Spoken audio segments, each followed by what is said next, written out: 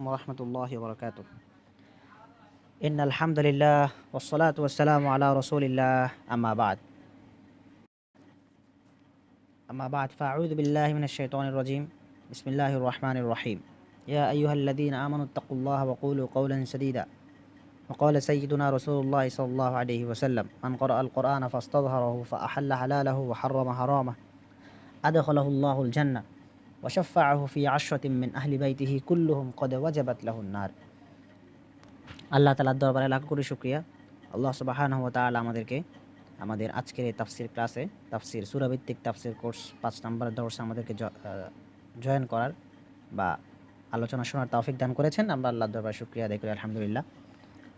তো প্রথমেই হচ্ছে আজকে আমরা যে সূরা তাফসীর করব সেটা হচ্ছে সূরা আনআম। আমরা প্রথমে হচ্ছে সূরা আনআম শুরু করব ইনশাআল্লাহ। তো ইতিপূর্বে আমরা সূরা ফাতিহা থেকে পড়ে এসেছি। ফাতিহা, বাকারা, আলে ইমরান এবং নিসা, মায়েদাগুলো করে এসেছি। তো প্রত্যেকটা সূরার কিছু কিছু বিষয়বস্তু ছিল। যেমন সূরায়ে ফাতিহার মধ্যে আল্লাহ তাআলা পুরো কোরআন শরীফের সার নির্যাসটাকে তুলে ধরেছেন, যেটা সম্পর্কে আল্লাহ তাআলা বলেছিলেন ওয়ালাকাদ আতাইনাকা সাবআম মিনাল মাসানি ওয়াল কোরআনিল আযীম। আল্লাহ তাআলা 7টা আয়াত দিয়েছেন। এরপর সূরা বাকারা আমরা আলোচনা করেছি। সূরা বাকারাটাকে আমরা বলেছিলাম যে এটা হচ্ছে ইহুদিবাদের একটা ডকুমেন্টারি। ইহুদিরা কি কি করেছে সেই সব বিষয়ে সূরা বাকারাতে আলোচনা হয়েছিল। এরপর সূরা আলে ইমরানের মধ্যে ছিল খ্রিস্টানদের ডকুমেন্টারি, খ্রিস্টানরা কী কী করেছিল সেই সব বিষয়ে আলোচনা হয়েছে। এরপর হচ্ছে সূরায়ে নিসা আমরা পড়েছি। সূরায়ে নিসার মধ্যে নারী সংশ্লিষ্ট মাসলা মাসাইল, জায়গা জমি সংক্রান্ত, মিরাজ সংক্রান্ত মাসলা মাসাইল আলোচিত হয়েছে। সাংসারিক বিষয়ের মাসলা মাসাইল, দাম্পত্য জীবনের বিষয়ের মাসলা মাসাইল আলোচিত হয়েছে। এরপর আমরা সূরা মাইদা পড়েছি। সূরা মাইদার মধ্যে ছিল আল্লাহ তাআলা অনেকগুলো বিধান দিয়েছেন, শরীয়তের কিছু আহকাম দিয়েছেন, প্রায় 17টা 18টা বিধান আল্লাহ তাআলা সূরা আলে ইমরানের মধ্যে দিয়েছেন, যে পরে এইখানে এইসব বিষয়ে আমরা জেনেছি। আচ্ছা, তো এখন আমরা আজকে শুরু করতে যাচ্ছি সূরায়ে আনআম। তো সূরায়ে আনআম, আনআম শব্দটা আসছে হচ্ছে আনআম মানে হচ্ছে পশু, গৃহপালিত পশু বা গবাদি পশুকে আনআম বলা হয়, বা পশু আর কি, পশুকে আনআম বলা হয়। তো সূরা আনআম হচ্ছে, সূরা আনআম শুরু করার আগে সূরা আনআমের মধ্যে আলোচিত বিষয়গুলোর আমরা একটা হচ্ছে এক নজরে কিছু দেখে নেই, এখানে কী কী বিষয় আলোচিত হয়েছে। সূরায়ে আনআম একটা মক্কি সূরা, এবং এই মক্কি সূরাটা এইখানে আয়াত আছে হচ্ছে 165টা আয়াত আছে, তারপরে 20টা রুকু আছে, এবং এটা হচ্ছে আকিদা এবং উসুলুল ইমান, ইমানের মৌলিক কিছু নীতিমালা এবং আকিদাকে কেন্দ্র করে এই সূরাটা আবর্তিত হয়েছে। তো কোনো কোনো আলেমের মতে কয়েকটা আয়াতের ব্যতিক্রম, কোনো কোনো রেওয়ায়েত আছে যে পুরো সূরাটা অসংখ্য ফেরেশতাদের ব্যাপারে বর্ণিত হয়েছে, অসংখ্য ফেরেশতার মাধ্যমে বর্ণিত হয়েছে। তো এই ব্যাপারে কিছু ইমামদেরও কিছু মত আছে এখানে। তো মোট কথা, আবু ইসহাক ইসফারাইনি রহমতুল্লাহ আলাইহি বলেন তাওহীদের সমস্ত মৌলিক বিষয় এবং নিয়ম নীতিগুলো এই সূরার মধ্যে আলোচিত হয়েছে। তো এই সূরাটা মাদানী সূরা যতগুলো আছে, সেই সূরাগুলোর সাথে কিছু বিষয়ে পার্থক্য আছে।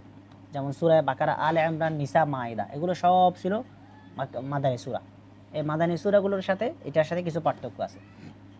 তো আরেকটা বিষয় হলো এখানে রোজা, হজ, তারপর হচ্ছে বিভিন্ন শাস্তি, তারপর হচ্ছে পারিবারিক কিছু বিধান, তারপর হচ্ছে জিহাদের বিধান, তারপরে হচ্ছে ইসলামের দাওয়াত দেওয়ার ক্ষেত্রে বহির্বিশ্বের সাথে আমাদের কেমন আচরণ হবে, এই জিনিসগুলো হচ্ছে ওই সূরাগুলোর মধ্যে আলোচিত হয়েছিল। তারপরে সেখানে আরও আলোচিত হয়েছিল ইহুদি নাসারা এবং মুনাফিকদের ব্যাপারে বিধান, এইসব বিষয় ওখানে আলোচিত হয়েছিল। কিন্তু সূরায়ে আনআমের মধ্যে এইসব বিষয় বিধান এখানে আসে নাই।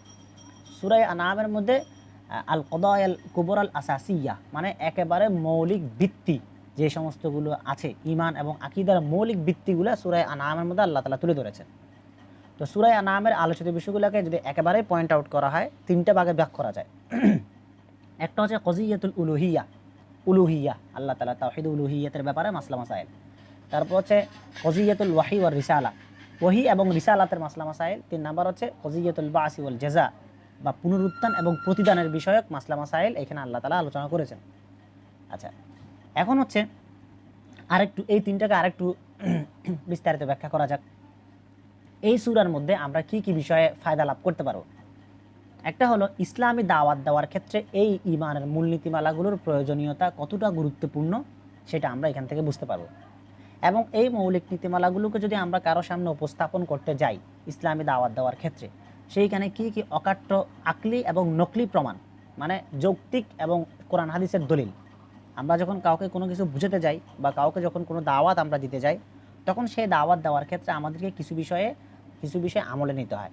সেটা হলো যে আমি যার সামনে বিষয়গুলো উপস্থাপন করব সে কোন দলিল চায়, সে কি যৌক্তিক দলিল চায় নাকি কোরআন হাদিসের দলিল চায়।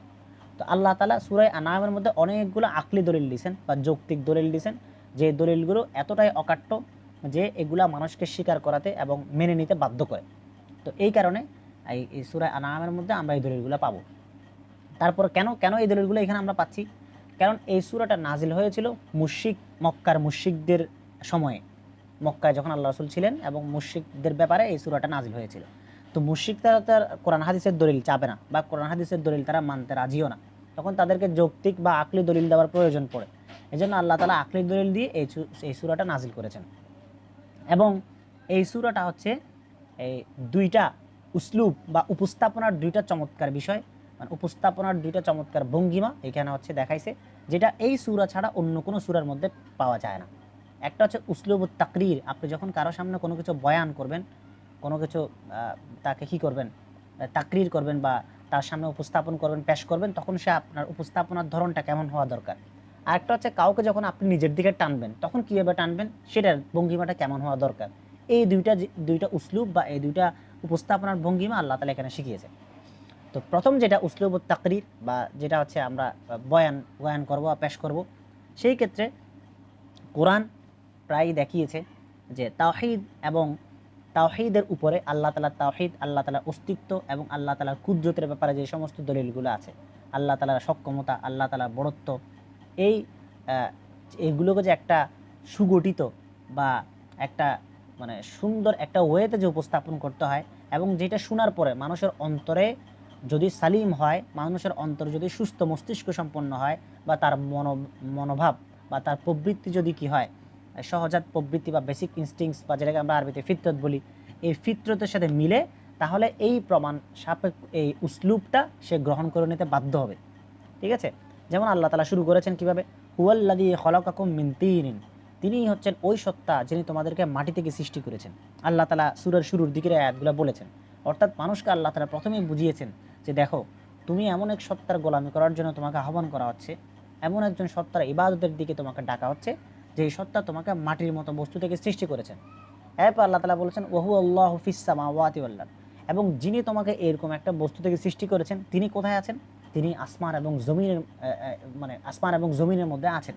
মানে আল্লাহ তাআলা নিজের বড়ত্বের মহিমাটা প্রকাশ করে বুঝিয়েছেন যে আমি এত বড় একজন হচ্ছে সত্তা হওয়া সত্ত্বেও আমি তোমাদেরকে মাটি থেকে সৃষ্টি করেছি এবং আমার গোলামের দিকে তোমাকে আহ্বান করছি।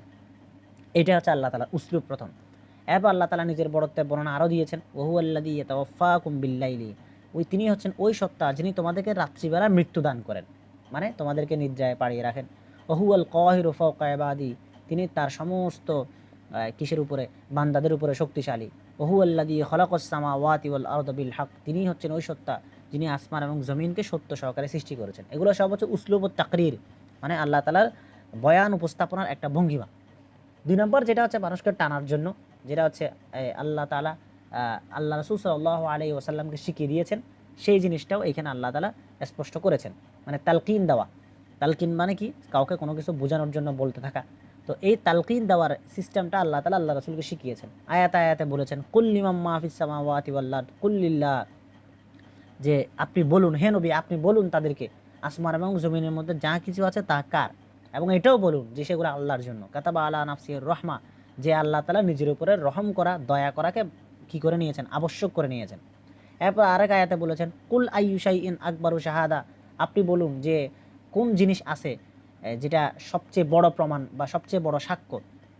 কুলিল্লাহু শাহিদুম বাইনি ওয়া বাইনাকুম, এই ধরনের জায়গায় আরও বলেছেন কুল আর আইতুম ইন আখাযাল্লাহ, হে নবী আপনি বলুন তোমরা কি মনে করো যে আল্লাহ তাআলা যদি তোমাদের দৃষ্টিশক্তি, শ্রবণ শক্তিকে আল্লাহ তাআলা কি করে ফেলেন, মানে নিয়ে ফেলেন, এবং তোমাদের অন্তরে মোহর মেরে দেন, কে আছে সেগুলো তোমাদের কাছে আবার এনে দিবে।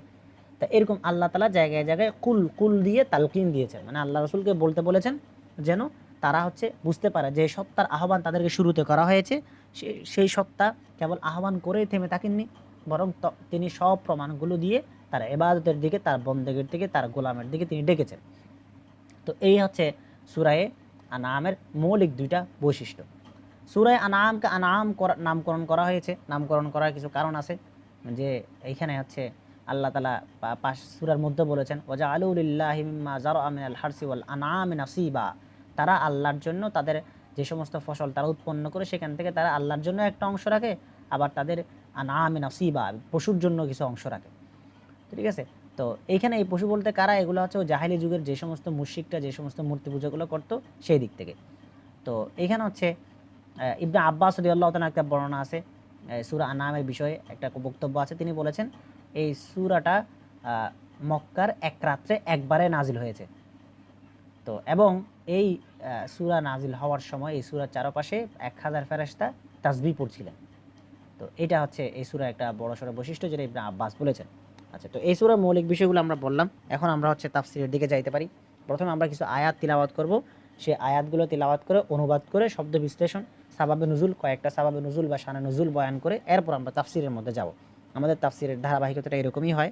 প্রথমে আমরা কিছু আয়াত তিলাওয়াত করি, সেই আয়াতগুলোর অনুবাদ পড়ি, অনুবাদ পড়ার পরে তারপর হচ্ছে আমরা শব্দ বিশ্লেষণ এবং শানে নুজুল পড়ে তারপর তাফসীরে যাই। আচ্ছা, তো প্রথমেই আমরা কিছু আয়াত তিলাওয়াত করি 1 থেকে 18 নম্বর আয়াত পর্যন্ত। আল্লাহ তাআলা বলছেন, আউযু বিল্লাহি মিনাশ শাইতানির রাজীম, বিসমিল্লাহির রহমানির রহিম, আলহামদুলিল্লাহিল্লাযী খালাকাস সামাওয়াতি ওয়াল আরদা ওয়া জাআলায যুলুমাতি ওয়ান নূর সুম্মাল্লাযীনা কাফারু বিরাব্বিহিম ইয়াদিলুন।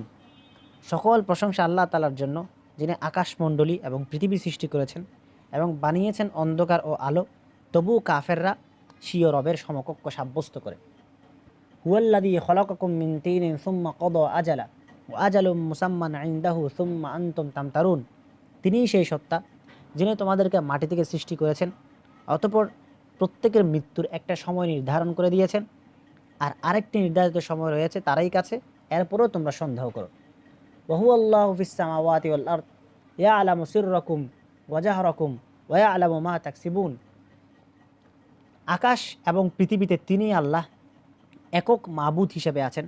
তিনি তোমাদের গোপন বিষয় এবং তোমাদের প্রকাশ্য বিষয় জানেন এবং জানেন যা কিছু তোমরা করো। ওমা তাতিহিম মিন আয়াতিম মিন আয়াতি রব্বিহিম ইল্লা কানু আনহা মুরিদিন। ওরা তো সত্যকে অস্বীকার করেছে না, ওদের নিকট ওদের রবের নিদর্শন থেকে যে নিদর্শন আসে ওরা তা থেকে মুখ ফিরিয়ে নেয়। ফাকাদ কাযাবু বিল হাক্কি লাম্মা জাআহুম ফাসাওফা ইয়াতিহিম আম্বাউ মা কানু বিহি ইস্তাহজিউন। ওরা তো সত্যকে অস্বীকার করেছে যখন তা ওদের নিকট এসেছে, সুতরাং শীঘ্রই তাদের নিকট সেই বিষয়ের যথার্থ সংবাদ পৌঁছে যাবে যেটা নিয়ে তারা হাসি ঠাট্টা করত। আলাম ইয়ারাউ কাম আহলাকনা মিন ক্বাবলিহিম মিন কারনিম মাক্কান্নাহুম ফিল আরদ মা লাম নুমাক্কিন লাকুম ওয়া আরসালনাস সামাআ আলাইহিম মিদরারা ওয়া জাআলনা আনহারা তাজরি মিন তাহতিহিম ফাআহলাকনাহুম বিযুনুবিহিম ওয়া আনশা'না মিন বা'দিহিম কারনান আখরিন। ওরা কি দেখে না আমি ওদের পূর্বে কত সম্প্রদায়কে ধ্বংস করে দিয়েছি, যাদের পৃথিবীতে এমন শক্তি সক্ষমতা দান করেছিলাম যা আমি তোমাদেরকে দেইনি, আর তাদের উপরে আসমানকে অবিরত বর্ষণরত করেছিলাম এবং তাদের পাদদেশে প্রবাহমান করে দিয়েছিলাম নদ নদী। অতঃপর আমি তাদের পাপের কারণে তাদেরকে ধ্বংস করে দিয়েছি এবং তাদের পর অন্য সম্প্রদায় বা অন্য জাতি সৃষ্টি করেছি। ওয়ালাউ নাজ্জালনা আলাইকা কিতাবান ফি কিরতাসিন ফালামাসুহু বিআইদিহিম লাকালাল্লাযীনা কাফারু ইন হাযা ইল্লা সিহরুম মুবিন। আমি যদি আপনার প্রতি কাগজে লেখা কিতাবও পাঠাতাম, তারপরও ওরা সেই কিতাবটাকে হাত দিয়ে স্পর্শ করত এবং কাফেররা অবশ্যই বলতো এটা তো জাদু ছাড়া কিছুই না। ওয়াকালু লাউলা উনজিলা আলাইহি মালাক ওয়ালাউ আনজালনা মালাকাল লাকুদিয়াল আমরু সুম্মা লা ইউনজারুন। আর ওরা বলে তার প্রতি কোনো ফেরেশতা অবতীর্ণ করা হলো না কেন, অথচ আমি যদি ফেরেশতা পাঠাতাম তবে গোটা বিষয়ের মীমাংসা হয়ে যাবে, তখন তাদের কোনো অবকাশ দেওয়া হবে না। ওয়ালাউ জাআলনাহু মালাকাল লাজআলনাহু রাজুলান ওয়া লাবাসনা আলাইহিম মা ইয়ালবিসুন। আর আমি যদি রসুল বানাতাম কোনো ফেরেশতাকে, তবে সেই ফেরেশতাকে আমি মানুষই বানাতাম, অর্থাৎ তাকে মানুষের আকৃতি দিয়ে আমি রসুল হিসেবে দুনিয়াতে পাঠাতাম। এরপর তাদের সেই সন্দেহে ফেলে দিতাম যাতে তারা নিজেদেরকে ফেলছে। ওয়ালা কদিস্তুহজিআ বিরুসুলিম মিন ক্বাবলিকা ফাহাকা বিল্লাযীনা সাখিরু মিনহুম মা কানু বিহি ইস্তাহজিউন। নিশ্চয় আপনার পূর্বেও রসুলদের সঙ্গে উপহাস করা হয়েছে, ফলে যারা তাদের সঙ্গে উপহাস করেছিল ওদেরকে সেই শাস্তি তাদেরকে বেষ্টন করে নিয়েছে যেটা নিয়ে তারা উপহাস করত। কুল সিরু ফিল আরদি সুম্মা আনজুরু কাইফা কানা আকিবাতুল মুকাজ্জিবিন, আপনি বলে দিন তোমরা পৃথিবীতে ভ্রমণ করো, তারপর দেখো অস্বীকারীদের পরিণাম কি হয়েছিল। কুল লিমান মা ফিস সামাওয়াতি ওয়াল আরদ কুল লিল্লাহ কাতাবা আলা নাফসিহির রাহমা লা ইয়াজমা'আন্নাকুম ইলা ইয়াউমিল কিয়ামাতি লা রাইবা ফীহি আল্লাযীনা খাসিরু আনফুসাহুম ফাহুম লা ইউমিনুন। আপনি জিজ্ঞাসা করুন আকাশমণ্ডলী এবং পৃথিবীতে যা কিছু আছে তা কার, বলে দেন সেসব আল্লাহর, তিনি নিজের উপরে রহম করাকে আবশ্যক করে নিয়েছেন। নিশ্চয়ই তিনি কিয়ামতের দিন তোমাদেরকে একত্রিত করবেন, যেটাতে কোনো সন্দেহ নেই। যারা নিজেদের ক্ষতিতে ফেলেছে তারাই ঈমান আনে না। ওয়ালাহু মা সাকানা ফিল লাইলি ওয়ান নাহার ওয়া হুয়াস সামিউল আলিম। রাতে ও দিনে যা কিছু বিশ্রাম গ্রহণ করে তা সবটাই আল্লাহর, তিনিই সর্বশ্রোতা এবং সর্বজ্ঞ। কুল আগায়রাল্লাহি আত্তাখিযু ওয়ালিয়ান ফাতিরিস সামাওয়াতি ওয়াল আরদ ওয়া হুয়া ইউত'iমু ওয়া লা ইউত'আম কুল ইন্নী উমিরতু আন আকুনা আউওয়ালা মান আসলামা ওয়া লা তাকুনান্না মিনাল মুশরিকিন। আপনি বলে দিন আমি কি আল্লাহ ছাড়া আর কাউকে অভিভাবক বানাবো, যে আল্লাহ তাআলা আকাশ এবং পৃথিবীর স্রষ্টা এবং তিনি সবাইকে খাওয়ান, তাকে কেউ খাওয়ায় না। আপনি বলে দেন আমাকে আদেশ করা হয়েছে আমি যেন প্রথম আনুগত্যকারী হই, এবং আরও বলা হয়েছে আপনি কখনোই মুশরিকদের অন্তর্ভুক্ত হবেন না।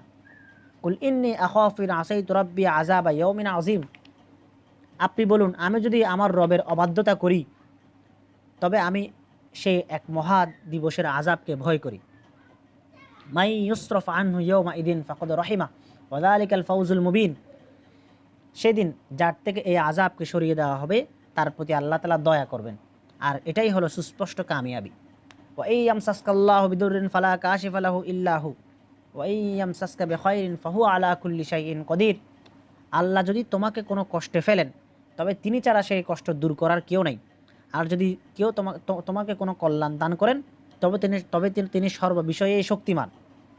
ওয়া হুয়াল কাহিরু ফাওকা ইবাদি ওয়া হুয়াল হাকীমুল খবীর। আর তিনিই তার বান্দাদের উপরে পরাক্রমশালী এবং তিনিই অত্যন্ত প্রজ্ঞাবান। আচ্ছা, এবং তিনি সব কিছু জানেন। তো এখানে হচ্ছে আমরা 1 থেকে 18 নম্বর আয়াত পর্যন্ত পড়লাম। তো প্রথমে 1 থেকে 18 নম্বর আয়াতের মধ্যে আল্লাহ তাআলা কী কী বিষয় এখানে শব্দ বিশ্লেষণ আছে তুলে ধরেছেন। কয়েকটা শব্দ এখানে আমরা বিশ্লেষণ করতে পারি। এখানে হচ্ছে একটা শব্দ আছে ইয়াদিলুন, যেটা শুরুতে ছিল, যেখানে বলা হয়েছে সুম্মাল্লাযীনা কাফারু বিরাব্বিহিম ইয়াদিলুন, এরপরও তারা তাদের রবের সাথে সমকক্ষ স্থাপন করে। তো আদালা ইয়াদিল মানে হচ্ছে ইদলান থেকে শব্দটা আসছে।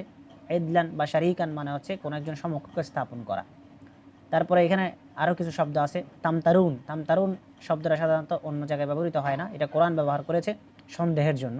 সাধারণত সন্দেহের জন্য অন্য জায়গায় তাশকুন বা তুশাক্কুন এই শব্দগুলো ব্যবহার করা হয়, যেখানে শাক বা সন্দেহের শব্দটা পাওয়া যায়। তারপর এই হচ্ছে মোটামুটি কয়েকটা জরুরি শব্দ ছিল। তো এখানে সাবাবে নুজুল কারণ হচ্ছে যে মক্কার মুশরিকরা একবার বলল যে হে মুহাম্মদ, আল্লাহর কসম আমরা তোমার প্রতি ঈমান ততক্ষণ পর্যন্ত আনবো না যতক্ষণ পর্যন্ত তুমি আল্লাহর পক্ষ থেকে এমন একটা কিতাব আমাদের কাছে আনবে না, এবং সেই কিতাবটা নাজিল হওয়ার সময় 4 জন ফেরেশতাও থাকা লাগবে। এমনি না, একটা কিতাব আকাশ থেকে নাজিল করে নিয়ে আসতে হবে এবং সেই কিতাবের সাথে 4টা ফেরেশতা থাকবে, এবং ওই ফেরেশতারা সাক্ষ্য দিবে যে তুমি আল্লাহর রাসূল। এরকম হলে তাহলে আমরা মানব। তখন আল্লাহ তাআলা আয়াত নাজিল করে বললেন যে আল্লাহ তাআলা শুধু ফেরেশতা দিয়ে না, বরং যদি এমন হতো যে আল্লাহ তাআলা কাগজ দিয়ে যদি লিখে একটা কিতাব পাঠাই দিত তাদের উপরে, তারপরেও তারা বলতো সেটাকে তারা হাত দিয়ে স্পর্শ করতো, হাত দিয়ে ধরে বলতো এটা তো জাদু, এটা তো কিতাব না। অর্থাৎ যারা কোনো কিছু মানতে চায় না তাদের না মানার মনস্তত্ত্বটা এত বেশি শক্তিশালী হয়ে যায়। আজকেও লিবারালিজমের একটা কোর্সের মধ্যে বলছিলাম একই কথা, যে যারা কোনো কিছু মানতে চায় না, সে মানতে না চাওয়াটাকে যখন সে নিজের উপর আবশ্যক করে নেয় তখন সেটাকে সে মানার জন্য কোনো যুক্তি খুঁজে পায় না। কিন্তু কেউ যখন কোনো কিছুকে মানতে চায়, এই মানতে চাওয়ার প্রবণতাটা তখন সে মানতে না চাওয়ার যে সমস্ত যুক্তিগুলো থাকে সেই যুক্তিগুলোর উপরে প্রাধান্য দেয়। একটা এক্সাম্পল দেওয়া যায় যে মানুষের ডাইমেনশন, চিন্তার ডাইমেনশনটা কীরকম চেঞ্জ হয়।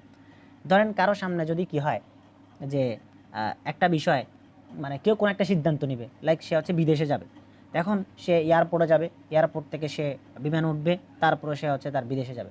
তো ওইখানে গিয়ে সে যে বিদেশে যাচ্ছে, আমরা ধরতে পারি যে আমেরিকায় যাচ্ছে, তো অথবা যাচ্ছে আমেরিকায় যাচ্ছে, তো সে যে আমেরিকার এয়ারপোর্টে গিয়ে নামবে, নামার পরে সে কোথায় যাবে, কি হবে না হবে সব তার ঠিক করা আছে।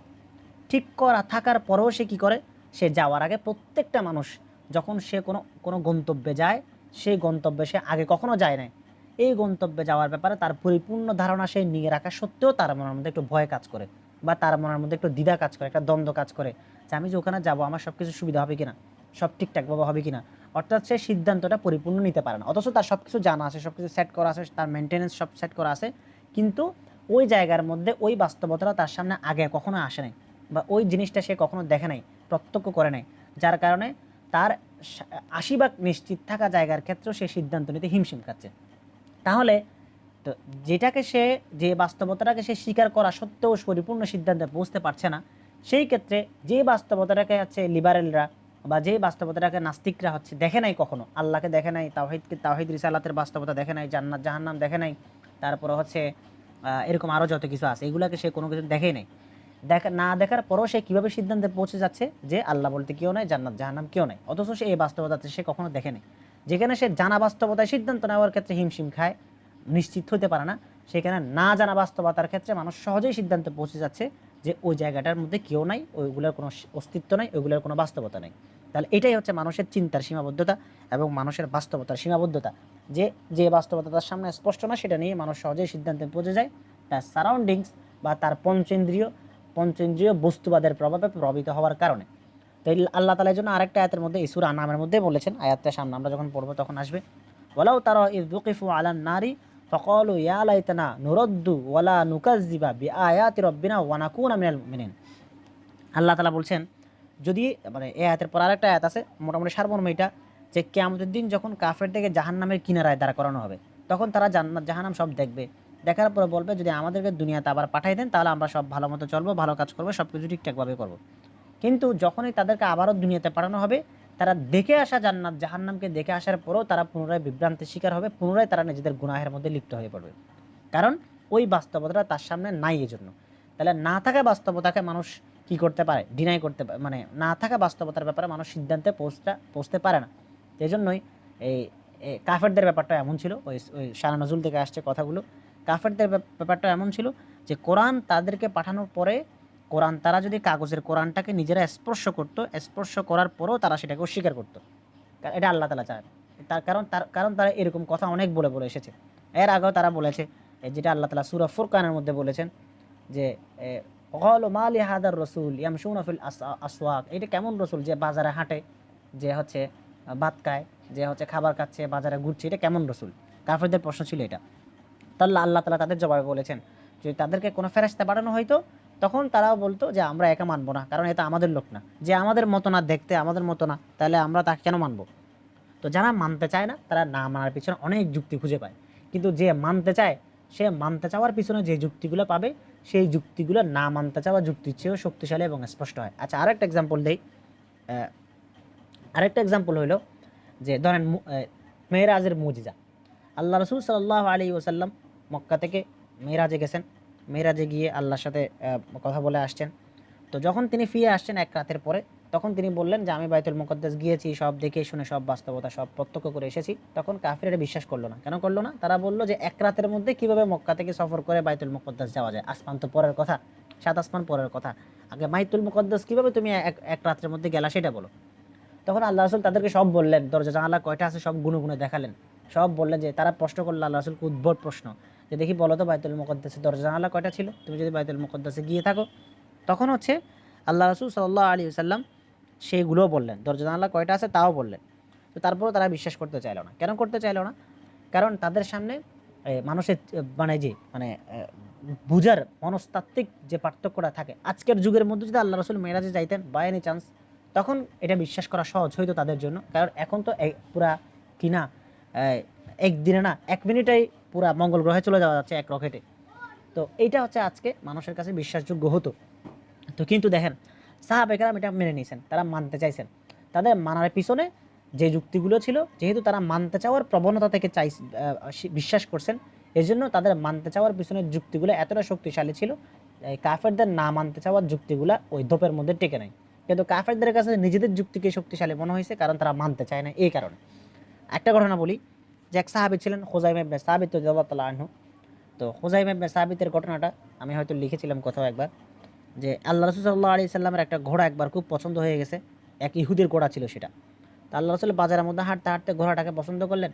তো তো পছন্দ করার পরে বললেন যে এই ঘোড়াটা আমি কিনবো, তোমার সাথে দরদাম সব ফিক্স করলাম। আল্লাহ রসুল তার সাথে দরদাম ঠিক করলেন যে কয় টাকা দিয়ে ঘোড়াটা কিনবেন। তারপর বললেন আমার সাথে এখন ক্যাশ নাই, তুমি এখানে দাঁড়াও, আমি ঘর থেকে তোমাকে টাকাটা এনে দিচ্ছি। তো ইহুদি বললো আচ্ছা ঠিক আছে যাও। তা আল্লাহ রসুল ঘরে আসলেন টাকা নিতে, কিন্তু টাকা নিতে এসে এই যে আসলেন এর মধ্যে ওই ইহুদি হইলো আবার রাস্তার মধ্যে তার ঘোড়াটাকে আরও অনেকে দেখছে, তারাও পছন্দ করে ফেললো এবং তারা দামটা বেশি দিতে চাইলো। তো বেশি দামের লোভে ইহুদি আল্লাহ রাসূলের সাথে করা চুক্তিটাকে ভুলে গিয়ে তাদের কাছে বিক্রি করে দিতে চাইলো। আল্লাহ রসুল টাকা নিয়ে আসার পরে বললেন যে ঘোড়া দাও। তখন বললো না, তোমাকে তো আমি ঘোড়া বিক্রি করি নাই। কারণ আল্লাহ রসুল বললেন তোমার সাথে আমার দরদাম সব ঠিক হইলো, আমি তোমাকে এখানে দাঁড়িয়ে টাকা আনতে গেলাম, তুমি কীভাবে আবার তাদের সাথে লেনদেন করলে, তাদেরকে তুমি হচ্ছে ইয়া করে দিতে চাচ্ছ, বিক্রি করে দিতে চাচ্ছ, এটা কেমন? তখন আল্লাহ রসুল সাল্লাল্লাহু আলাইহি ওয়াসাল্লাম এই তখন তখন ওই ইহুদিরা কি বলল? ইহুদিরা বলল যে তুমি সাক্ষী নিয়ে আসো, তুমি যে হচ্ছে ঘোড়াটা আমার কাছ থেকে কিনেছো বলছো, তুমি সে সাক্ষীটা দেখাও, সাক্ষী কই তোমার ঘোড়ার। তখন আল্লাহ রাসূল সাল্লাল্লাহু আলাইহি সাল্লাম একটু অসহায় বোধ করলেন, কারণ ওই জায়গার মধ্যে আসলেই কোনো সাক্ষী ছিল না। আল্লাহ রাসূল যখন হচ্ছে ঘোড়াটা তার কাছ থেকে কিনছিলেন ওইখানে কোনো সাক্ষী ছিল না। তখন হচ্ছে এই এক সাহাবী ছিলেন খুজাইমা ইবনে সাবিত রাদিয়াল্লাহু তাআলা আনহু। খুজাইমা ইবনে সাবিত রাদিয়াল্লাহু তাআলা আনহু দেখে বললেন, ইয়া রাসূলুল্লাহ, আমি দেখেছি আপনি ঘোড়া কিনেছেন। তখন আল্লাহ রাসূল সাল্লাল্লাহু আলাইহি ওয়াসাল্লাম এইটা দেখে তাকে বললেন, তখন ইহুদিটা বাধ্য হয়ে আল্লাহ রাসূলকে ঘোড়াটা ফিরিয়ে দিল। তো ফিরিয়ে দেওয়ার পরে আবার আল্লাহ রাসূল খুজাইমা ইবনে সাবিতকে এক কোণায় এসে জিজ্ঞাসা করলেন যে আমি যখন ঘোড়াটা কিনছিলাম তখন তো ওই জায়গায় কেউ ছিল না, তুমি কিভাবে দেখলে যে আমি ঘোড়াটা কিনছি, আমার সাথে দরদাম হয়েছে? তখন খুজাইমা ইবনে সাবিত বলল, বিতাসদীকিকা ইয়া রাসূলুল্লাহ, হে আল্লাহ রাসূল, আপনি আকাশ থেকে খবর নিয়ে আসেন, সেগুলো না দেখে না জেনে না শুনে বিশ্বাস করি, সেই জায়গায় আপনি একটা ঘোড়া দরদাম করবেন না, এটা কিভাবে বিশ্বাসযোগ্য হয়? তা আল্লাহ রাসূল এত খুশি হলেন যে আল্লাহ রাসূল তাকে উপাধি দিলেন যুস শাহাদাতাইন, মানে দুই সাক্ষীর মালিক। অর্থাৎ যেখানে হচ্ছে শরীরের বিষয়ে সাক্ষ্য দেওয়ার জন্য দুইজন পুরুষ কিংবা একজন পুরুষ অথবা দুইজন নারীর প্রয়োজন হয়, সেই জায়গায় খুজাইমা ইবনে সাবিতের একার সাক্ষী দুইজনের সাক্ষী সমান ছিল। তিনি কোনো বিষয়ে সাক্ষ্য দিলে সেই জায়গায় আর কাউকে লাগতো না, তার একার সাক্ষী যথাযথ প্রমাণিত হতো। তো যাই হোক, এটাই হচ্ছে মানে কাফেরদের বিশ্বাসের ডায়নামিক এবং হচ্ছে মুসলমানদের বিশ্বাসের যে ডাইমেনশন সেটা আমি বুঝালাম। আচ্ছা, এবার আমরা তাফসিরে যাই। তো প্রথমে হচ্ছে আল্লাহ তাআলা যে শুরু করেছেন, আল্লাহ তাআলা আয়াতগুলো শুরু করেছেন হামদ দিয়ে, আলহামদুলিল্লাহ বলে আল্লাহ তাআলা নিজের প্রশংসা করে শুরু করেছেন, যেন মানুষকে তিনি এই শিক্ষা দিয়েছেন যে সব কিছু, সমস্ত কাজের, সমস্ত নিজামের, সমস্ত ব্যবস্থাপনার সব কিছুর সূচনা যদি আল্লাহ তাআলার প্রশংসা দিয়ে হয়, তাহলে সেই কাজটা পরিপূর্ণ হয়, কামিল হয়। এবং সমস্ত কাজের শুরুতে প্রশংসা যে আল্লাহ তাআলাই একমাত্র যোগ্য, সেটা আল্লাহ তাআলা শিক্ষা দিয়েছেন। এই জন্যই এই আয়াতের অর্থ হচ্ছে আলহামদুলিল্লাহিল্লাযী, অর্থ হলো যে ইহমাদুল্লাহ রাব্বাকুম, অর্থাৎ তোমরা আল্লাহ তাআলার প্রশংসা করো, যিনি হচ্ছে সমস্ত আসমান জমিন সৃষ্টি করেছেন, আলো থেকে অন্ধকার সৃষ্টি করেছেন, অন্ধকার থেকে আলোকে সৃষ্টি করেছেন। তো এই জিনিসগুলো হচ্ছে আল্লাহ তাআলা এখানে বুঝিয়ে দিয়েছেন। আচ্ছা, এরপর হচ্ছে এইখানে পর আয়াতগুলোর মধ্যে বলা হয়েছে যে ওয়াজা আলা জুলুমাতি ওয়ান নূর, তিনি অন্ধকার এবং আলো সৃষ্টি করেছেন, অন্ধকার এবং আলো সৃষ্টি করেছেন, রাত দিন সৃষ্টি করেছেন। অর্থাৎ রাত দিন একই সাথে আবর্তিত হচ্ছে, যেখানে এক পাশে দিন হচ্ছে আর এক পাশে রাত হচ্ছে। তো এই জিনিসগুলো আল্লাহ তাআলার সৃষ্টি।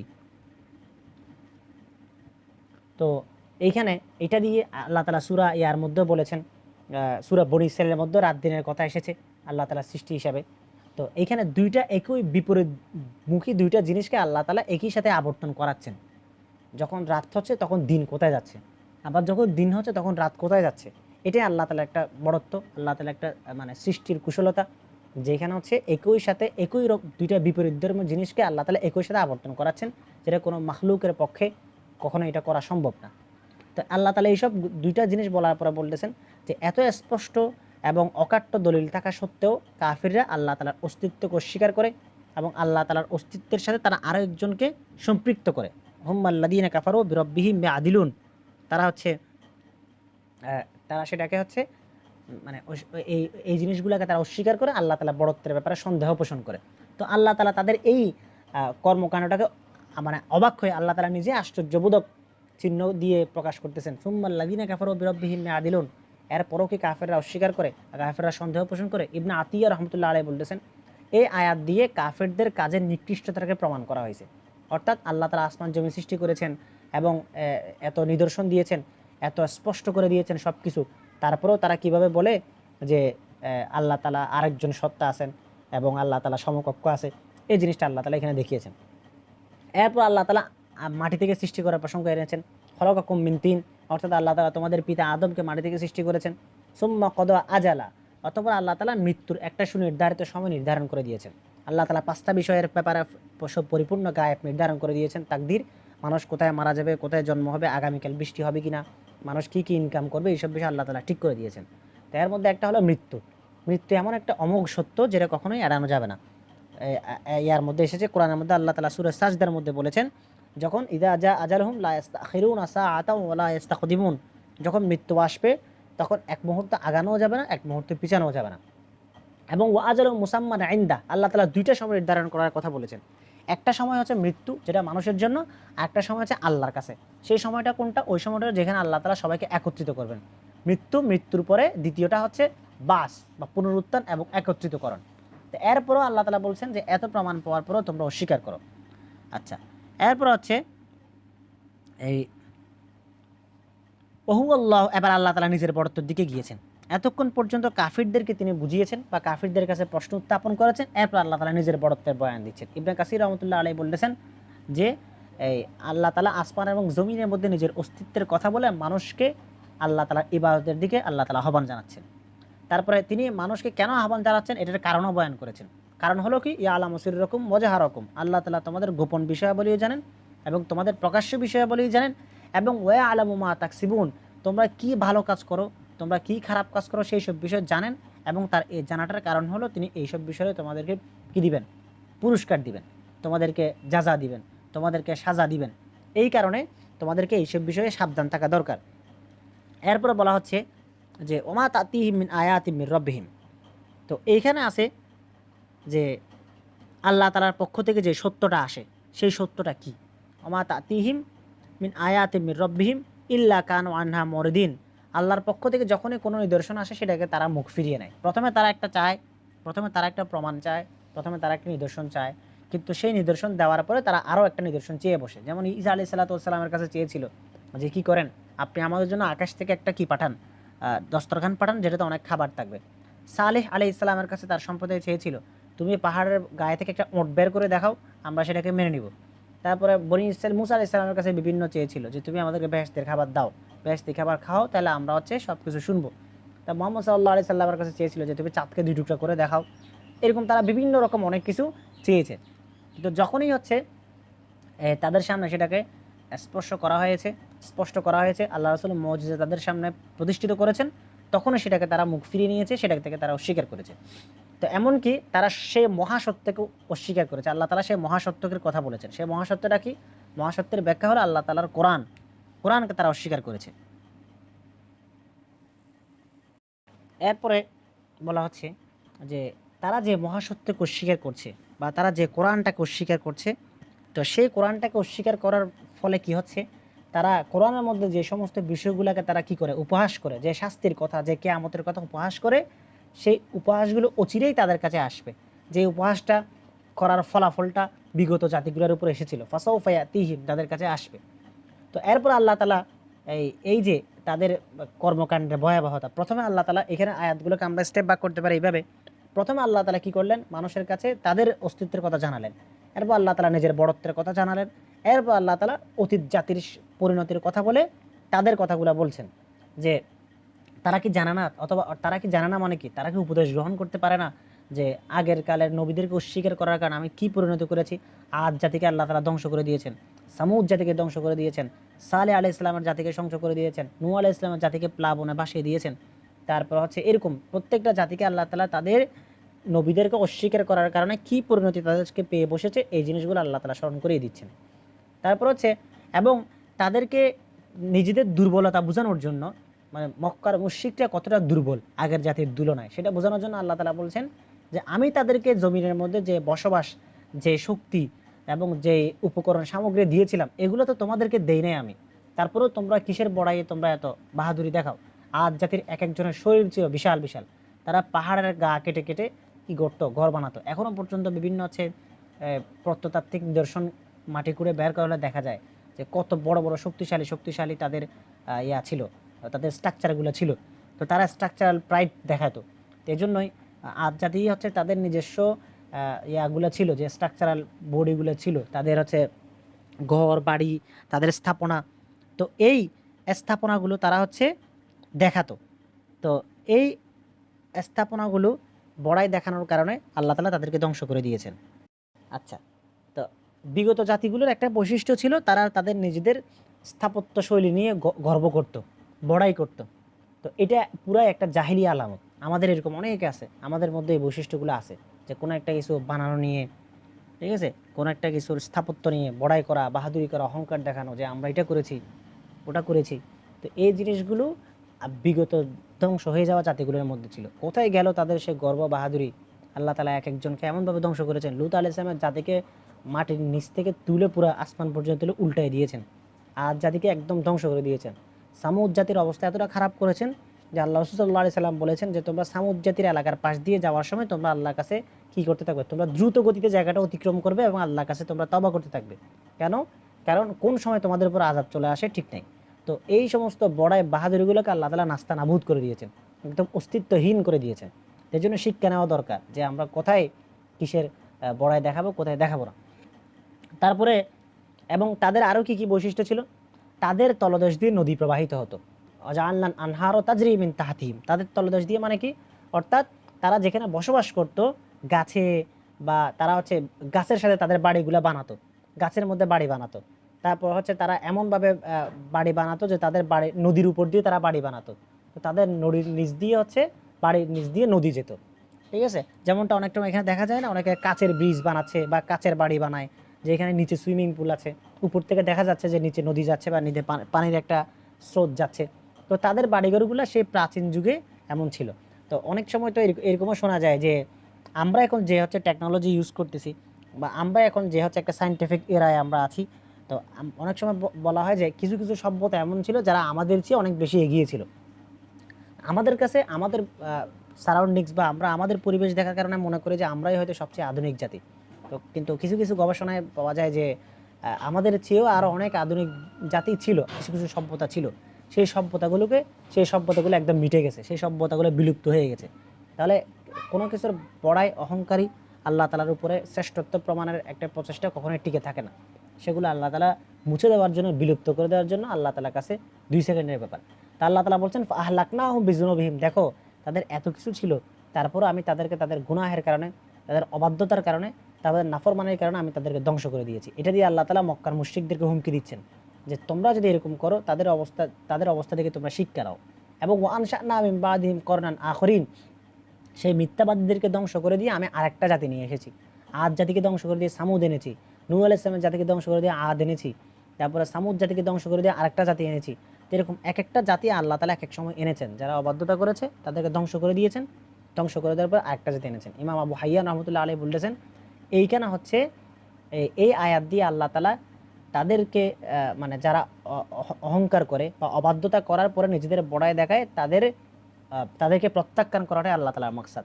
তাদের বিরুদ্ধে কি দেওয়া, একটা আর্গুমেন্ট উপস্থাপন করা যে দেখো তোমাদের এইসব কথা বলে লাভ নাই, কারণ শক্তি আমার হাতে।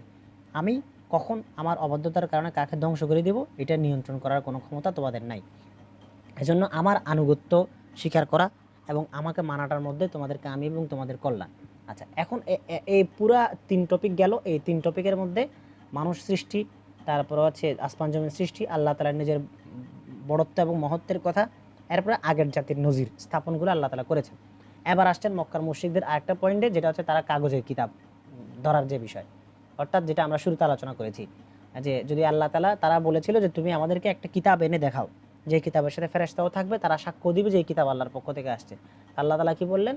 আমি যদি কাগজে মোড়ানো কিতাবও পাঠাইতাম, অর্থাৎ এটা 7 নম্বর আয়াতের মধ্যে বলা হচ্ছে, যদি আমি একটা কাগজে মোড়ানো কাগজে লেখা কিতাবও আমি তাদেরকে পাঠাইতাম, সেই কাগজের লেখা কিতাবটাকে তারা স্পর্শ করত, স্পর্শ করার পরে তারা কি করার জন্য আবারও সেটাকে কি করত, স্পর্শ করেও তারা সেটাকে অস্বীকার করে বলতো যে এটা তো জাদু। মুহাম্মদ সাল্লাল্লাহু আলাইহি ওয়াসাল্লামকে সবাই জাদুকর বলেছিল। তো এরকম হযরত ওমর রাদিয়াল্লাহু তাআলা আনহু ঈমান আনার আগেও আরেকটা ঘটনা ঘটেছিল, যেটা আমরা সবাই জানি যে হযরত ওমর রাদিয়াল্লাহু তাআলা আনহু আল্লাহ রাসূলকে হত্যা করতে যাচ্ছিলেন, এরপর ঈমান এনেছেন। কিন্তু এর আগেও একটা ঘটনা ঘটেছিল। আল্লাহ রাসূল একবার মক্কায় নামাজ পড়ছিলেন, ওই সময় উনি পিছনে পিছনে যাচ্ছিলেন, শুনছিলেন। তো দেখা গেল যে তিনি মনে মনে ভাবছিলেন লোকটা হয়তো পাগল। তখন আল্লাহ তাআলা রাসূল তেলাওয়াত করলেন, ওমা হুয়া বিমাজনুন, তিনি পাগল নন। মানে ওনার চিন্তাধারা, ওনার মনোভাবের সাথে সাথে আল্লাহ রাসূলের আয়াতের তিলাওয়াতের আয়াতগুলো এরকম হচ্ছিল আর কি। পরে তিনি আবার ভাবলেন যে লোকটা কি জাদুকর, আমার মনের কথা কিভাবে জেনে গেল।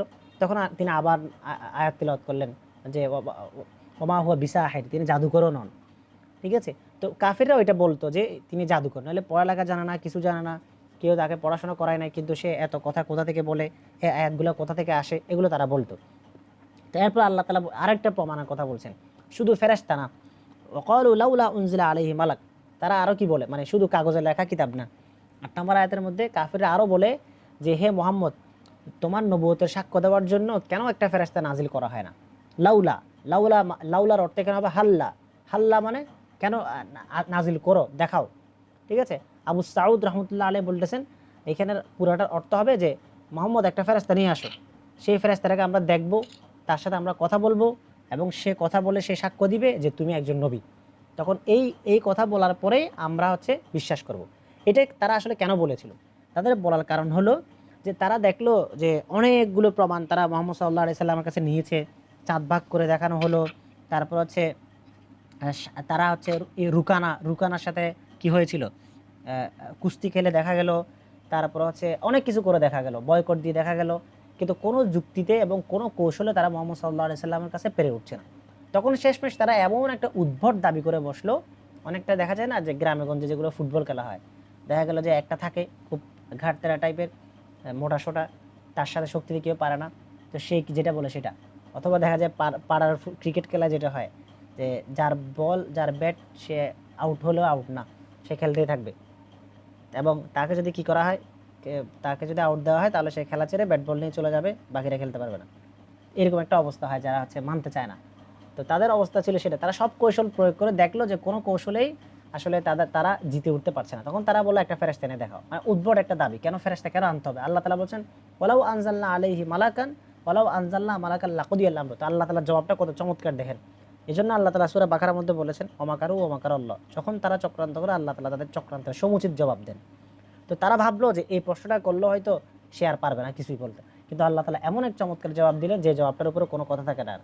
আল্লাহ তাআলা বললেন যদি তাদেরকে ফেরেশতা পাঠানো হয়, হ্যাঁ ঠিক আছে ফেরেশতা আমি পাঠাবো তাদের দাবি অনুযায়ী, ফেরেশতা পাঠানোর পরে তো তারা আবার কুফরি করবে, কারণ তারা বলবে যে ফেরেশতা পাঠালে মানবো না, কারণ তারা তো মানতে চাচ্ছে না। যেটা আমি একদম শুরুতে বলেছিলাম, কেউ যখন কোনো কিছু মানতে চায় তখন তাকে বেশি কিছু লাগে না মানানোর জন্য, কিন্তু যে মানতে চায় না, এটা সব কিছুর ক্ষেত্রে, এটা আপনি যে কোনো ধরনের সম্পর্কে বলেন, বন্ধুত্বের সম্পর্কে বলেন, বৈবাহিক সম্পর্কে বলেন, বা ওস্তাদ ছাত্রের সব কিছুর ক্ষেত্রেই কেউ যখন কোনো কিছু মানতে চায় তাকে মানানো সহজ, তাকে মানানোর জন্য কোনো কিছু লাগে না। কিন্তু যে মানতে চায় না তার সামনে আপনি একদম কলিজা কেড়ে দিলেও সে মানবে না। তো সেম ব্যাপার যে আল্লাহ তাআলা বলছেন তারা তো মানার জন্য এই প্রশ্নটা করে নাই। একটা সময় দেখা যায় অনলাইন কমিউনিটিতে অনেক তর্ক বিতর্ক হতো, তো এই তর্ক বিতর্কগুলোতে ইনভলভ হতাম, মানে চেষ্টা করতাম বোঝানোর জন্য। একটা পর্যায়ে দেখলাম যে আসলে কেউ মানার জন্য প্রশ্ন করে না, কেউ মানার জন্য বা জানার জন্য প্রশ্ন করে না, দুইটা কারণে প্রশ্ন করে। হয় আপনি জানেন কিনা সেটা যাচাই করে দেখা, যে আমি যেটা জানি এটা উনি জানে কিনা। 2 নম্বর বিষয় হলো হারিয়ে দিয়ে, ওনাকে তর্কে হারিয়ে দিয়ে বা নিজে জিতে গিয়ে কি করা, নিজের মনের একটা স্যাটিসফ্যাকশন পাওয়া। ঠিক আছে? তো মানুষের মধ্যে এই অনুভূতিটা বেশি কাজ করে। তো কেউ মানতে চাইলে তার আর প্রশ্ন ছিল না, সে মেনেই নিত। তারা তো মানতে চাচ্ছে না, এই জন্য আল্লাহ তাআলা বলছেন তারা তো, আমি যদি ফেরেশতা পাঠাইও তারা তো মানবে না, তারা কুফরি করবে। তো এইরকম যখন কুফরি করে, কোনো সুস্পষ্ট প্রমাণ নাজিলের পরে যখন কুফরি করা হয়, তখন আল্লাহ তাআলার নিজাম হলো তাকে ধ্বংস করে দেওয়া। যেমন সালেহ আলাইহিস সালামের জাতির ক্ষেত্রে যেটা হয়েছে, পাহাড় থেকে ওট বের করে এনেছেন, সে ওটটাকে তারা জবাই করে খেয়ে ফেললো, আল্লাহ তাআলা তাদেরকে ধ্বংস করে দিলেন। এরপর এরকম আরো অনেক জাতির ক্ষেত্রে যেটা হয়েছিল, ঈসা আলাইহিস সালাতু ওয়াস সালামের জাতি বললো, হাওয়ারিরা বললো যে আকাশ থেকে একটা দস্তরখান পাঠাও, আমরা খেয়ে তোমার উপর ঈমান আনবো। তখন আল্লাহ তাআলা শর্ত দিলেন, ঠিক আছে 2 শর্তের ভিত্তিতে পাঠাবো, 1 কুফরি করতে পারবে না, 2 আগামীকালকের জন্য সেটা তুলে রাখতে পারবে না। তখন তারা দুইটাই ভঙ্গ করলো, তারা আগামীকালকের জন্য তুলেও রাখলো, কুফরিও করলো, তো আল্লাহ তাআলা তাদেরকে ধ্বংস করে দিলেন। তো এরকম আল্লাহ তাআলার নিজাম কেউ কোনো প্রমাণ পাওয়ার পরও যদি অস্বীকার করে, আল্লাহ তাআলা তাকে ধ্বংস করে দিবেন। এজন্যই স্বীকার করাটাই, মেনে নেওয়াটাই জরুরি। তো অনেক ক্ষেত্রে ইস্তিখারার ক্ষেত্রে অনেক ক্ষেত্রে বলা হয় যে কোনো মানুষ কোনো বিষয়ে সিদ্ধান্ত নেওয়ার জন্য ইস্তিখারা করার সময় তার এই ডিটারমাইন্ড থাকতে হবে যে আমি ইস্তিখারার ফয়সালাটাকে মানব। কেউ যদি ইস্তিখারার ফয়সালাকে আসার পরে সেটা বিপরীত কোনো কিছু করে, তখন সে বিপদে পড়ে যাবে। বুঝতে পেরেছেন? তো কারণ ওটা আল্লাহ তাআলার ফয়সালা, আল্লাহ তাআলার ফয়সালা মানতে হবে। আল্লাহ তাআলার ফয়সালার বাইরে গেলে তখন সে বিপদে পড়ে যাবে। তো আল্লাহ তাআলাও বলছেন যদি আমি ফেরেশতা পাঠাই তারা মানবে না, আর না মানার কারণে কি হবে, আমি তাদেরকে ধ্বংস করে দিব। সুম্মা লা ইউনজারুন, অথবা তাদেরকে কোনো সুযোগ দেওয়া হবে না, তারা তখন ব্যাখ্যা করতে পারবে না বা বলতে পারবে না যে আমরা তো জানতাম না, বুঝতাম না, আমরা তো স্বীকার করতে চেয়েছি। ঠিক আছে? তো এটা গেলে একটা, তাদের এক জবাব। আল্লাহ তাআলা আবার দ্বিতীয় জবাবটা দিচ্ছেন। দ্বিতীয় জবাব হচ্ছে, আচ্ছা ঠিক আছে, আমি কোনো একজন রসুল না হয় ফেরেশতা পাঠালাম, ওয়ালাউ জাআল্লাহু মালাকাল লাজআল্লাহু রাজুলা ওয়ালা লাবাসনা আলাইহিম মা ইয়ালবিসুন। তো এটা হচ্ছে ৯ নম্বর আয়াতের মধ্যে বলা হচ্ছে, আচ্ছা ঠিক আছে, আমি তাদের মধ্যে যদি কোনো রসুল ফেরেশতা পাঠাতামও, মানে কোনো রসুল যদি ফেরেশতার পাঠাতামও, তাহলেও সেটা তো আমি পুরোপুরি ফেরেশতা আমি পাঠাইতাম না। কারণ পুরোপুরি ফেরেশতা পাঠালে তারা মানবে না, কারণ ফেরেশতা নূরের তৈরি হবে, তার পাখা থাকবে। ঠিক আছে? তিনি দেখতে অন্যরকম হবেন, তিনি খাবার দাবার গ্রহণ করবেন না, তিনি বিবাহ শাদী করবেন না। তো যে যার মতো না, তাকে তো মানাটা সহজ হয় না। আল্লাহ তাআলা বলছেন আমি যদি রসুল ফেরেশতা পাঠাতামও, তাও আমি তাকে কি করে পাঠাইতাম, মানুষের আকৃতিতে পাঠাইতাম, যেন তারা ফেরেশতাদেরকে আপন শুরুতে দেখতে না পারে। কারণ আল্লাহ তাআলা তাদেরকে বাঁচানোর জন্য আল্লাহ তাআলা বলছেন যদি আমি ফেরেশতা পাঠাইতাম, তাহলে সেটা আমি ফেরেশতার শুরুতে পাঠাইতাম না, মানুষের শুরুতে পাঠাইতাম। কারণ জিবরাইল আলাইহিস সালাম অনেক সময় আল্লাহ রাসূলের কাছে মানুষের শুরুতে আসছেন, ফেরেশতার শুরুতে আসেন নাই। তো কাফিরদের সামনে যদি কোনো একজন ফেরেশতার শুরুতে কেউ আসে, তখন তার জন্য এটা মানা সহজ, যে হয় মানবে না হয় মানবে না, হয় বলবে হ্যাঁ মাশাআল্লাহ এটা ফেরেশতা, বুঝতে পারলাম আল্লাহ আছে, আমি কালেমা পড়লাম, ঈমান আনলাম। অথবা মানবে না, বলবে যে না, আমি আমার বাপ দাদাদেরকে দেখে আসছি যে ধর্মের উপরে, সেই ধর্মের উপরে থাকবো, এই ফেরেশতা মানি না। অথবা এই ফেরেশতাকে দেখার পরেও সে অস্বীকার করবে। তাহলে কি হবে, আল্লাহ তাআলা তাকে ধ্বংস করে দিবেন। তাহলে ফেরেশতার আকৃতিতে না পাঠিয়ে যদি মানুষের আকৃতিকে ফেরেশতাকে পাঠানো হয়, তখন দেখা যাবে সে মানে কি মানে না। ঠিক আছে? তখন কি হবে, তিনি কি হবে, তো তখন ওরা নিজেদেরকে সন্দেহের মধ্যে ফেলে দিত। অর্থাৎ তারা ফেরেশতাদেরকে মানুষের শুরুতে দেখার পরে বলতো এটা তো ফেরেশতা, এটা তো মানুষ না। ঠিক আছে? আবার ফেরেশতাকে ফেরেশতা শুরুতে দেখলে তারা বলতো না, ফেরেশতা, এই ফেরেশতাকে মানি না। ইবনে আব্বাস রাদিয়াল্লাহু তাআলা আনহু এটার সুন্দর একটা ব্যাখ্যা দিয়েছেন। সেই ব্যাখ্যার মধ্যে তিনি বলেছেন যে তাদের কাছে যদি লাউ আতাহুম মালাকুন মা আতাহুম ইল্লা ফি সূরাতি রাজুলিন লিআন্নাহুম লা ইস্তাতিউনা নাজরা ইলাল মালাইকাতি মিনান নূর। তো এই ইবনে আব্বাস বলছেন যদি তাদের কাছে কোনো ফেরেশতা আসতো, তাহলে সেই ফেরেশতাটা মানুষের শুরুতে আসতো। কেন আসতো? কারণ কোনো নূরের দিকে তাকানোর মতো সক্ষমতা তাদের নাই। ফেরেশতার নূরে তাদের চোখ ঝলসে যাবে, তারা সেটা দেখতে পারবে না। তো এই কারণে আল্লাহ তাআলা পাঠালেও তাদেরকে মানুষের শুরুতেই পাঠাইতেন। আবার মানুষের শুরুতে পাঠালে তারা মানতো না, আবার না মানার কারণে আল্লাহ তাআলা তাদেরকে ধ্বংস করে দিতেন। এইসব বিবেচনা আল্লাহ তাআলা ফেরেশতার আকৃতিতে ফেরেশতাকে পাঠান নাই দুনিয়াতে। এরপর আল্লাহ তাআলা আল্লাহ রাসূলকে সান্ত্বনা দেওয়ার জন্য বলছেন যে এখন যখন তারা বলেই ফেললো যে একটা ফেরেশতা পাঠান, তখন স্বাভাবিকভাবে আল্লাহ রাসূলের মনে আসতে পারে আল্লাহ একটা ফেরেশতা পাঠাও, তারা তো মানতেছে না আমাকে। এজন্য আল্লাহ তাআলা আবার আল্লাহ রাসূলকে সান্ত্বনা দেওয়ার জন্য বললেন যে ওয়ালাকাদ ইসতুহজিআ বিরুসুলিম মিন ক্বাবলিকা ফাহাকা বিল্লাযীনা সাখিরু মিনহুম মা কানু বিহি ইস্তাহজিউন। আপনার হতাশ হওয়ার বা আপনার দুঃখ পাওয়ার কারণ নেই, কারণ তারা আগেও এরকম করেছে। আগেও তারা নবী এসেছে, নবীরা তাদেরকে মুজিজা দেখিয়েছে, তারপরেও তারা তাকে উপহাস করেছে। নূহ আলাইহিস সালামকে তারা উপহাস করেছে, সমস্ত নবীদেরকে তারা উপহাস করেছে, বলেছে তুমি তো ছোট লোকদের সাথে মিশো, আমরা তো বড় লোক, বড় লোক হয়ে কিভাবে আমরা তোমাকে মানবো।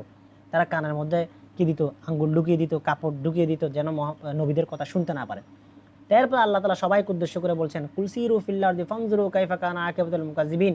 হে মুহাম্মদ, আপনি এই উপহাসকারী খারাপ লোকদেরকে বলেন দুনিয়ার বুকে তোমরা সফর করে দেখো, তারপর চিন্তা ভাবনা করে দেখো যে সমস্ত কাফিরদেরকে অস্বীকার করেছিল তাদেরকে আমি কি পরিস্থিতি করেছি, তাদেরকে কি আযাব আমি দিয়েছি, যেন তোমরা বিগত জাতির উপাদানগুলো দেখে দেখে শিক্ষা নিতে পারো যে এই উপদেশ না শোনার কারণে কি ফল তাদের হইতে পারে, কি পরিণত হইতে পারে। এরপর আল্লাহ তাআলা এবার তালকিনের মধ্যে আসছেন। এতক্ষণ পর্যন্ত ছিল উসলুবুত তাকরির। উসলুবুত তাকরির যারা হচ্ছে পান নাই বা বুঝতে পারেন নাই, আপনারা হচ্ছে পরে রেকর্ড শুনলে বুঝতে পারবেন। তো এখন আসছে উসলুবুত তালকিন বা মুহাম্মদ সাল্লাল্লাহু আলাইহি সাল্লামকে দিয়ে কাফিরদেরকে বলানো। প্রথম কথা কি? প্রথম কথা আল্লাহ তাআলা বড়ত্বের কথা। কুল লিমান মা ফিস সামাওয়াতি ওয়াল আরদ, এটা হচ্ছে 12 নম্বর আয়াতের মধ্যে যে কুল লিমান মা ফিস সামাওয়াতি ওয়াল আরদ, আপনি হে মুহাম্মদ আপনি তাদেরকে জিজ্ঞাসা করেন এই মহাবিশ্ব সমগ্র সৃষ্টি কার মালিকানায় আছে, কার সৃষ্টিতে আছে, কার পর্যবেক্ষণ ও পরিচালনায় আছে। তিনটা বিষয়। লিমান মা ফিস সামাওয়াতি ওয়াল আরদ মানে হচ্ছে এখানে তিনটা পয়েন্ট আসবে। এক, সৃষ্টিকর্তাকে; দুই, এগুলার মালিককে; তিন, এগুলার পর্যবেক্ষক বা পরিচালককে। এই প্রশ্নটা আল্লাহ তাআলা কাফিরদের উপর হুজ্জাহ বা প্রমাণ কায়েম করার জন্য করছেন। তো উত্তর কি? উত্তর একটাই, কুলিল্লাহ, আল্লাহ তাআলাই সব কিছুর স্রষ্টা, আল্লাহ তাআলাই সব কিছুর মালিক, আল্লাহ তাআলাই সব কিছুর পরিচালক ও পর্যবেক্ষক। এবং এই সৃষ্টি এটার মাধ্যমে যে তিনি কি খুব বড় অহংকারের প্রভাবশালী হয়ে গেছেন? নাউজুবিল্লাহ, হন নাই। কাতাবা আলা নাফসিহির রহমা, তিনি এত বড় সত্তা হওয়ার পরও নিজের উপরে তিনি রহমত এবং দয়াকে আবশ্যক করে নিয়েছেন। লিয়াজমাআন্নাকুম ইলা ইয়াউমিল কিয়ামাতি লা রাইবা ফি, এবং তিনি কিয়ামতের দিন সমস্ত মানুষকে যে আল্লাহর কাছে একত্রিত করবেন এই ব্যাপারে কোনো সন্দেহ নেই। সেদিন তিনি সবাইকে তাদের আমলের প্রতিদান দিবেন। আর যারা ঈমান আনে নাই তারা ক্ষতিগ্রস্ত হয়ে যাবে, তারা মিজানের পাল্লায় হেরে যাবে, তাদের শাস্তি হবে জাহান্নাম। এরপর আল্লাহ তাআলা আরো বলছেন, ওয়ালাহু মা সাকানা ফিল লাইলি ওয়ান নাহার, এই অর্থাৎ দিনে এবং রাতে যা কিছু বিশ্রাম গ্রহণ করে সব কিছু আল্লাহর। মানে বিশ্রাম গ্রহণ করা বলতে কি, যা কিছু আছে মানে তার সৃষ্টিকর্তার, তার সৃষ্টির ভিতরে যতগুলো জীব জন্তু জানোয়ার মানুষ থেকে শুরু করে 18,000 মাখলুকাত যারা দিনে রাতে বিশ্রাম করে, কিছু জানোয়ার রাতে বিশ্রাম করে, কিছু জানোয়ার দিনে বিশ্রাম করে, কেউ পায়ে হাঁটে, কেউ পেটে হাঁটে, কেউ হাত দিয়ে হাঁটে, ঠিক আছে, এই সাপ পেটে হাঁটে, জন্তুরা 4 পায়ে হাঁটে, মানুষ 2 পায়ে হাঁটে। অমিন, এটা আল্লাহ তাআলা অন্য সূরার মধ্যে বলেছেন, অমিন হুম মাইয়ামশি আলা রিজলাইন, এমন আছে যে যারা 2 পায়ে হাঁটে, অমিন হুম মাইয়ামশি আলা আরবা, এমনও অনেক আছে যারা 4 পায়ে হাঁটে, আমিন হুম মাইয়ামশি আলা বাতনি, এমনও আছে যারা পেটের উপরে হাঁটে। এই সমস্ত সৃষ্টিগুলা দিনে রাতে ভাগাভাগি করে বিশ্রাম করে। এই বিশ্রাম করনেওয়ালা সমস্ত সৃষ্টির মালিকানা একমাত্র আল্লাহ তাআলার হাতে। তিনি সব কিছু শুনেন এবং জানেন। এবার দ্বিতীয় প্রশ্ন, তালকিনের দ্বিতীয় প্রশ্ন, আল্লাহ তাআলা প্রশ্নও করেছেন সাথে উত্তরও দিয়েছেন। এরপরে বলা হচ্ছে, আপনি জিজ্ঞাসা করেন, কুল আগায়রাল্লাহ, আপনি বলেন যে আমি কি আল্লাহ ছাড়া কাউকে আবার স্রষ্টা মানবো? এটা হচ্ছে 14 নম্বর আয়াতের মধ্যে বলা হচ্ছে, আল্লাহ ছাড়া কি আমি এমন কাউকে স্রষ্টা মানবো? আগায়রাল্লাহ আত্তাখিযু ওয়ালিয়ান, যেই সত্তা আসমান এবং জমিনকে সৃষ্টি করেছেন এবং যিনি হচ্ছে সবাইকে খাওয়ান কিন্তু নিজে খান না। ইবনে কাসির বলছেন, আল্লাহ তাআলা সমস্ত রিজিক দেনওয়ালা, আল্লাহ তাআলা সমস্ত সৃষ্টিকে রিজিক দেন, কিন্তু তিনি কোনো কিছু নিজের কাছে কোনো প্রয়োজন নাই।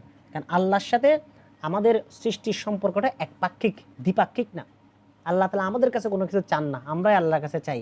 তোমার সম্পর্ক বা প্রয়োজনটা এরকম হয় যে আমাদের মানুষের সম্পর্কটা দ্বিপাক্ষিক উপযোগিতার স্বার্থে তৈরি হয় সম্পর্কটা। কিন্তু আল্লাহর সাথে মানুষের যে সম্পর্ক বা আল্লাহর সাথে সৃষ্টির যে সম্পর্ক সেটা একপাক্ষিক। সেখানে আল্লাহ তাআলারই সব কিছু দেওয়ার, মানুষের আল্লাহ তাআলাকে দেওয়ার কিছু নেই বন্দেগী ছাড়া। বন্দেগীর জন্য আল্লাহ তাআলা মুহতাজ না। কোনো মানুষ যদি বলে আমি আল্লাহর ইবাদত করবো না, আল্লাহ তাআলার কিচ্ছু যায় আসে না, ঠিক আছে, বরং এই বন্দেগীটাও আমি নিজের জন্যই করতেছি।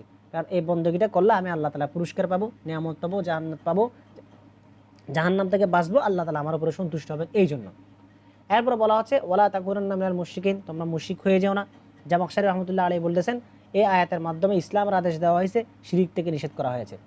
তারপর হচ্ছে আল্লাহ সাল্লাল্লাহু আলাইহি সাল্লামকে দিয়ে তৃতীয় তালকিন দেওয়া হলো যে ইন্নী আখাফু আসাইতু রাব্বি আযাব ইয়াউমিন আযীম, হে নবী আপনি বলে দিন যে আমি এমন এক দিনকে ভয় করি যে দিন হচ্ছে কি মহা আযাবের দিন হবে। সেই দিনটা কোনটা?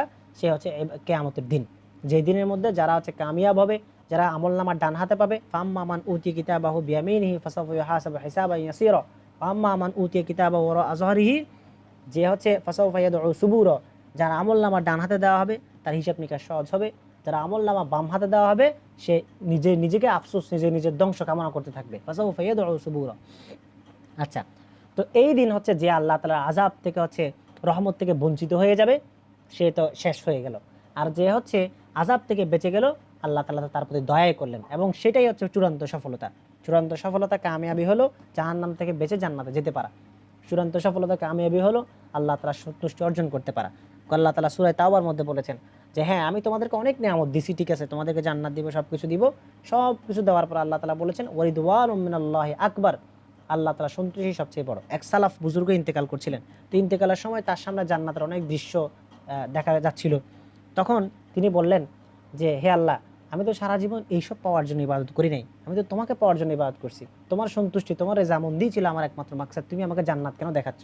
তখন জান্নাত তার দৃষ্টির সামনে থেকে সরিয়ে নেওয়া হলো এবং তার উপর আল্লাহ তাআলা বিশেষ রহমত নাজিল করা শুরু হলো। তো এটা সালাফদের কিছু কারামত, আর কিরকম সালাফদের অনেক ঘটনা আছে, যে ঘটনাগুলোর মধ্যে এগুলো পাওয়া যায় বিভিন্ন কিতাবাদিতে, যে তারা আল্লাহ তাআলা জান্নাত পাওয়ার জন্য ইবাদত করতেন না, তারা আল্লাহকে পাওয়ার জন্য ইবাদত করতেন। তো যেখানে আল্লাহকে পাওয়া যাচ্ছে সেখানে আল্লাহ তাআলা জান্নাত তো কিছুই না, মানে আল্লাহ তাআলার তুলনায় আল্লাহ তাআলার জান্নাত তো কিছুই না। তো এরপর বলা হচ্ছে ওয়াইয়াম সাসকাল্লাহু বিদুরিন ফালা কাশিফা লাহু ইল্লাহু, হ্যাঁ হে মুহাম্মদ, আপনাকে যদি কোনো দারিদ্র অসুখ রোগ পেয়ে বসে, এগুলো আল্লাহ ছাড়া দূরে সরানোর কেউ নেই। মানুষকে যা কিছু উপকার করা না করা এই ব্যাপারে হাদিসের মধ্যে স্পষ্ট আসছে, ওয়ালাউ জাতামা আহলুদ দুনিয়া আলা আন ইয়ানফাউকা বিশাইইন লাম ইয়ানফাউকা বিশাইইন ইল্লা বিমা কাতাবাল্লাহু লাক, সারা দুনিয়ার সমস্ত মানুষ যদি একত্র হয়ে যায় যে তারা তোমার কোনো উপকার করবে, ততক্ষণ পর্যন্ত তারা তোমার কোনো উপকার করতে পারবে না যে উপকার আল্লাহ তাআলা লিখে রেখেছেন, এর বাইরে উপকার করতে পারবে না। ওয়ালাউ বিজতামা আহলুদ দুনিয়া আলা আন ইয়াদুররুকা বিশাইইন লাম ইয়াদুররুকা বিশাইইন ইল্লা বিমা কাতাবাল্লাহু আলাইক। সারা দুনিয়ার সমস্ত মানুষ মিলে যদি তোমার কোনো ক্ষতি করতে চায়, ঠিক ততটুকু ক্ষতি তারা করতে পারবে যে ক্ষতি আল্লাহ তাআলা তাদের হাত দ্বারা তোমার হওয়ার ব্যাপারে আল্লাহ তাআলা লিখে রেখেছেন, এর বাইরে কোনো ক্ষতি করার ক্ষমতা তাদের নাই। এই আয়াতগুলোর মধ্যে আল্লাহ তাআলা এটাই বলেছেন, ওয়া ইয়ামসাসকা বিখাইরিন ফাহুয়া আলা কুল্লি শাইইন কদির। যদি তোমাকে কোনো কল্যাণ স্পর্শ করে, সেই কল্যাণের জন্য আল্লাহ তাআলাই সব কিছু করেনওয়ালা। সেই কল্যাণ তুমি কামাই করো নাই। আমরা কোনো কিছু কামাই করলে, অর্জন করলে মনে করি এটা আমি করেছি, কিন্তু এটা আমি করি নাই, এটা আল্লাহ তাআলাই আমাকে দিয়েছেন। আল্লাহ তাআলার দয়া এটা আমি পেয়েছি। আমার নিজের কোনো সক্ষমতা, নিজের কোনো শক্তি নেই, আল্লাহ তাআলার দয়া ছাড়া কোনো কিছু পাওয়া বা কোনো কিছু হারানো। আল্লাহ তাআলাই সব কিছু দেন, আল্লাহ তাআলাই সব কিছু নেন। এই ঈমান আপনার মধ্যে মজবুতভাবে বসাইতে হবে যে আল্লাহ তাআলার জাতের উপরে, আল্লাহ তাআলার সত্তার উপরে নিজের ইয়াকিনকে পয়দা করতে হবে।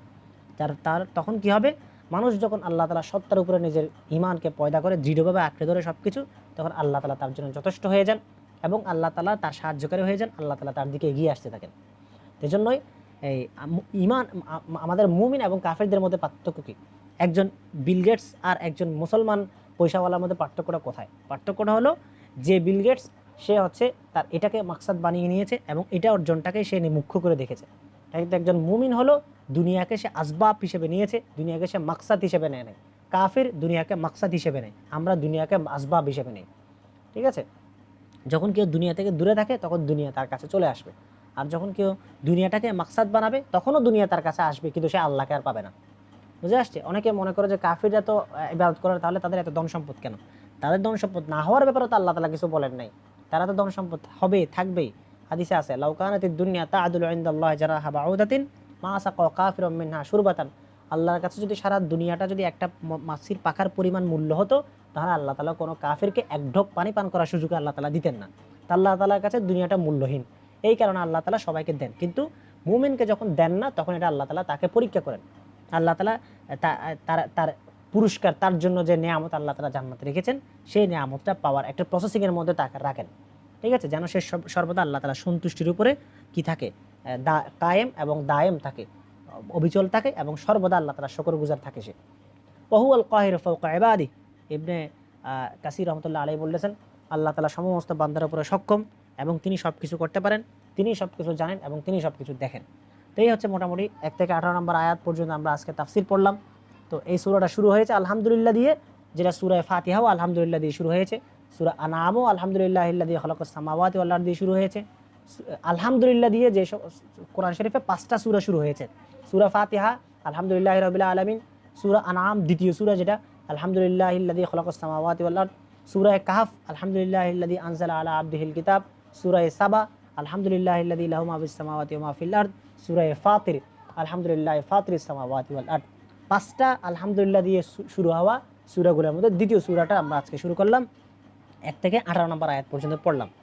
আচ্ছা, তো আমরা হচ্ছে আগামীকালকে আমরা 19 নম্বর আয়াত থেকে পড়ব ইনশাআল্লাহ। এখন আমরা আজকে যে আলোচনাটা করলাম, সেই আলোচনার ব্যাপারে আপনাদের কোনো প্রশ্ন থাকলে সেই প্রশ্নগুলো আপনারা করতে পারেন, এবং যদি কারো কোনো কি থাকে যে আর যদি কোনো পরামর্শ থাকে সেই পরামর্শগুলো আপনারা দিতে পারেন।